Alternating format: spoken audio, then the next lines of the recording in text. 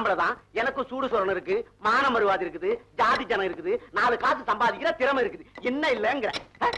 இந்த ஊர்லயே ஒரு முறை மாப்பிள்ளை இருக்கானே, சின்ன வயசுல இருந்தே அந்த பொண்ணு பேர்ல உசிரியா வச்சிட்டு இருக்கானே, அவங்கிட்ட ஒரு வார்த்தை சொல்லுவோம், மறுவாதிக்காக ஒரு வார்த்தை சொல்லுவோம். யாருக்காவது இந்த வீட்டுல பயம் இருந்ததா? இன்னும் அப்படி செய்வீங்களா? நான் பாட்டு துடிச்சுக்கிட்டே இருக்கேன், நீ பாட்டு இடிச்சுக்கிட்டே இருக்கே. அட ஏன்டா வளவளன்னு கத்திக்கிட்டே?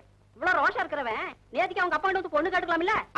அதான் நான் செஞ்ச பெரிய தப்பு. பக்கத்து ஒரு ஆத்துல நல்ல நல்ல ஜாதியில சின்ன சின்ன மீனா இருக்குதுன்னு சொன்னாங்க. அதை பிடிக்கலாம் நான் அங்க போயிட்டேன். அந்த நேரம் பார்த்து அவனை இங்க தூண்டி போட்டான். யாரவன்? அவன் விலாசத்தை கொடு, இன்னைக்கு நேரம் அவன் ஊருக்கு போயிட்டு அவனாச்சு நானாச்சு பாத்துட்டு வந்தேன். ஐயா என்றா இங்க வாழ்வாள்னு கத்திட்டு மவட்டோட உடையாப்புல சத்தம் வீதி கேக்குது. கால் கழுவுங்க மாமா. மாமா, சின்ன வயசுல இருந்தே மங்களத்து பேர்ல நான் உசிரியே வச்சுக்கிட்டு இருக்கேன். அந்த மங்களத்தை கழுவுங்க மாமா. இல்ல நீ முழுசாவே சொல்லிடு, நான் அப்புறம் கழுவிக்கிறேன். மங்களத்தை நேத்து யாரோ பொண்ணு பார்க்க வந்தாங்களாம். அந்த கண்கொள்ளா காட்சி இந்த கண்ணால பார்க்க முடியலையேங்கிறத நினைக்கும் போது இந்த நெஞ்சு அடைக்கிற மாதிரி இருக்கு மாமா. கொஞ்சம் இடம் கொடுத்தா போதும் இந்த காக்காய்க்கு.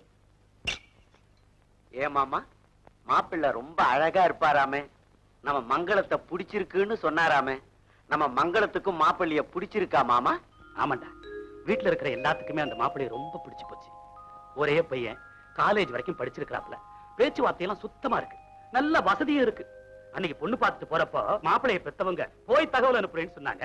அதுக்கு மாப்பிள்ளை எனக்கு தான் பொண்ணை பிடிச்சிருக்கு, சரின்னு சொல்லுங்கன்னு யதார்த்தமா சொன்னாரு. மங்களம் ரொம்ப கொடுத்து வச்சு.